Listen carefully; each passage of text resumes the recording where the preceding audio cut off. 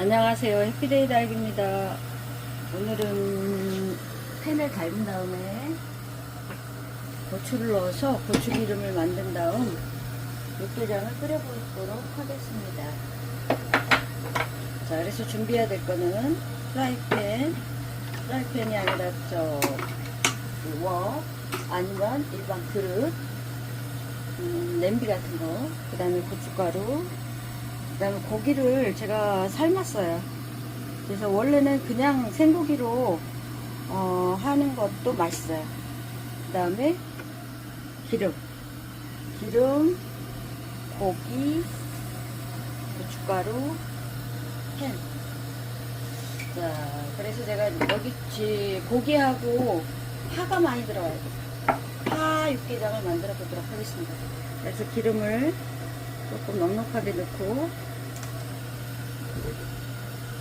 만들어 놓은 고추기름보다 즉석에서 만든 게 훨씬 더 맛있답니다. 그래서 고춧가루를 조금 넉넉하게,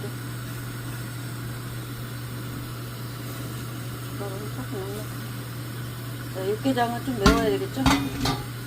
자, 어제 제가 사실은 소고기 국을 끓였어요.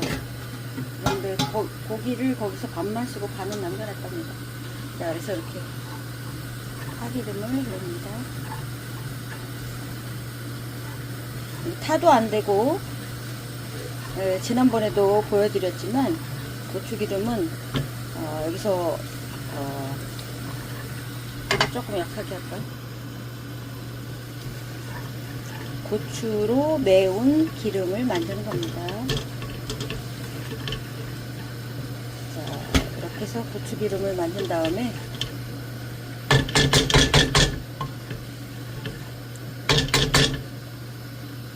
원래는 이 고기를 양념을 하기도 해요. 저는 이렇게 덩어리째 익혔습니다. 이 고추의 그 매운맛이 고기에 좀 배이도록. 고기도 따뜻해지고요. 자, 이렇게 해서 고추의 매운맛이, 원래 생고기 때도 이렇게 하는 거예요. 이제 파기름을 내는 분들도 있는데, 파는 어차피 나중에 많이 들어가거든요. 여기서 중요한 거는 파와 고기를 넣어서 만든 육개장입니다. 제가 운동하고 육개장을 가끔 사 먹는데요. 제가 이제 아침에 일찍 운동을 할 때는 운동하고 집에 들르지 않고 다용용장으로 바로 갈 때는 이렇게 뭔가를 이렇게 아침 식사를 안 하면 굉장히 피곤해요. 그래서 아침 식사를 위해서 이렇게 육개장을 사 먹기도 하는데 맛있더라고요. 근데 그걸 제가 맛있는 이유가 파가 많이 들어가요. 파가 많이 들어가고 고기도 넉넉하게 들어가요. 파가 넉넉하게 들어간 육개장. 여기서 중요한 거는 고추기름을 내야 된다는 겁니다. 자, 이렇게 이제 고추기름을 내고, 자, 이제 이 정도에서 꺼주고 파를 준비하겠습니다. 자, 이렇게 고추기름을 낸 다음에 파를 다듬기 전에 제가 여기다 물을 넣고 일단 끓이겠습니다. 자, 이 정도 물을 넣고 푹 끓이겠습니다. 그 다음에 파를 끓은 다음에 파를 넣어줄게요. 버섯하고 파하고, 여기 원래 나물 종류도 들어가면, 고사리라든가 이런 것도 들어가면 좋은데 그런 건 준비를 못해서 파가 주가 되는 파하고 버섯 종류만 야채로 넣고 끓여보도록 하겠습니다. 야채는 이 세 가지를 준비했어요. 고기 느타리 버섯, 그 다음에 여기 지금 마지막에 팽버섯도 좀 넣어주고, 파를 두 단을 샀는데 한 단으로 될 것 같아요. 한 단으로 될 것 같아요. 요걸 다 넣겠습니다. 그래서 요걸 일단 손질을 해서 준비를 해볼게요. 자, 여기 파기름 내서 끓고 있는 데다가 파를 넣었습니다. 주로 잎부분을 넣었고요. 잎부분 큰 쪽은 반이나 3등분 해주시고요. 그리고 잎은 그냥 먹기 좋은 크기로 썰었습니다. 자, 손질해서 반 자른 느타리 버섯도 느타리 버섯을 먼저 넣든 파를 먼저 넣든 뭐 우리 저기 그 칼국수 집에 가면 이 느타리 버섯 살짝 익혀서 간장에 소스에 또 찍어 먹기도 하잖아요. 그래서 느타리 버섯, 고기 느타리 버섯이라고 있더라고요. 자, 그 다음에 이제 팽이버섯을 좀 넣어볼게요. 여기다 팽이버섯은 맨 나중에 넣겠습니다. 자, 고추기름을 낸 곳에 소고기도 볶고, 그리고 거기에 파와 물을 넣은 다음에 끓다가 파와 고기 느타리 버섯을 넣었습니다. 그러면 이제 여기 팽이버섯을 좀 넣어주려고 해요. 얼마큼만 넣을까? 너무 많이 넣으면 또 팽이버섯은 맨 나중에 넣어요. 버섯 종류 팽이버섯을 안 넣어도 되고 넣어도 되고, 근데 저는 이렇게 넣어봤습니다.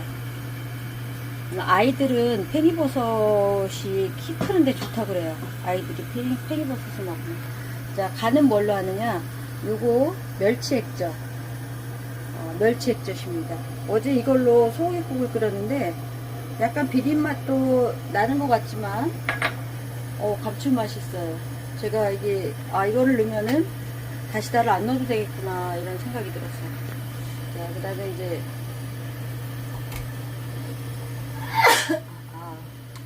국간장 약간, 국간장은 좀 짜니까.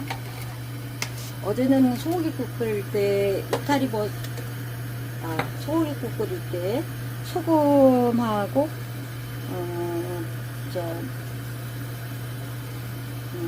멸치 액젓으로만 했는데 맛있더라고요. 그래서 오늘은 세 가지를 적절히 조합을 해서 넣었습니다.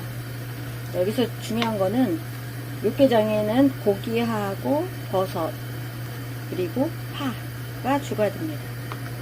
자, 그래서 이렇게 다른 거는 안 들어가도 돼요. 이제 여기다가 이제 생강즙 약간, 생강이 있으면 생강을 넣으셔도 되고, 생강즙하고 마늘만 추가해서 끓이면 되겠습니다. 푹 끓여주겠습니다. 고기가 흐물흐물할 때까지 푹 끓여야 돼요. 이게 익힌 고기예요. 그냥 먹어도 수육할 때 그냥 먹어도 맛있는 그런 상태입니다. 자, 그래서 끓이면 돼요. 정말 빨가네요. 저는 육개장 먹을 때 덜 맵게 해주세요 하는데 이 육개장은 정말 빨가네요. 먹으면 기운이 확 돌 것 같아요. 고추는 혈액순환을 돕는다고 그랬죠. 위가 나쁜 사람들은 좀 조심해야 되겠지만, 덜 맵게 먹는 것도 필요하겠지만 혈액순환에 좋아요. 우리 몸에 활력을 줍니다. 그 다음에 몸을 따뜻하게 해주고요. 이 파는 감기 예방에 좋다고 얘기를 했던 것 같아요. 파에는 요 푸른 부분은 비타민 C가 많아요. 그리고 여러 가지 우리 몸에 좋은 영양소가 다양하게 들어가 있네요. 고기에는 단백질, 요 푸른 부분에는 비타민, 그 다음에 이 붉은 고추는 혈액순환을 도와주고 또 이것도 비타민이 많아요. 자, 그래서 우리 몸에 활력을 주는 단백질과 비타민이 풍부한 그러한 육개장을 지금 끓이고 있는데, 간은 멸치액젓과 소금, 국간장을 약간씩 넣었습니다. 자, 이거 푹 끓인 다음에 마늘만 추가하면 될 것 같아요. 자, 이렇게 이제 마지막 거의 다 끓어가요. 요 고추기름 낸 거기 때문에 이건 걷어내지 않습니다. 고추기름 낸 거를 걷어낼 필요는 없겠죠? 이제 이게 더 고추기름이 잘 나면 이 뜨는 것이 좀 덜 할 것 같아요. 자, 그러면 이제 우리가 미역국 끓일 때 기름을 볶아서 하는 방법도 있고 그냥 끓이는 방법도 있는데, 잘 볶으면 이렇게 기름이 덜 뜹니다. 여기도 이렇게 이제 마지막 마늘을 넣고 맛을 봐야 되겠죠. 만약 맛을 봐서 짜면 물을 더 넣고, 싱거우면 조금 더 끓이고, 자, 이렇게 해서 육개장 같나요? 굉장히 빨갛죠? 너무 매운 거는 저도 좀 그런데. 약간 짭짤합니다. 물을 조금 더 넣어도 될 것 같아요. 물을 조금 더 넣고 끓여서 마치도록 하겠습니다. 이상 해피데이 다육이었습니다. 즐거운 아침 식사 되세요.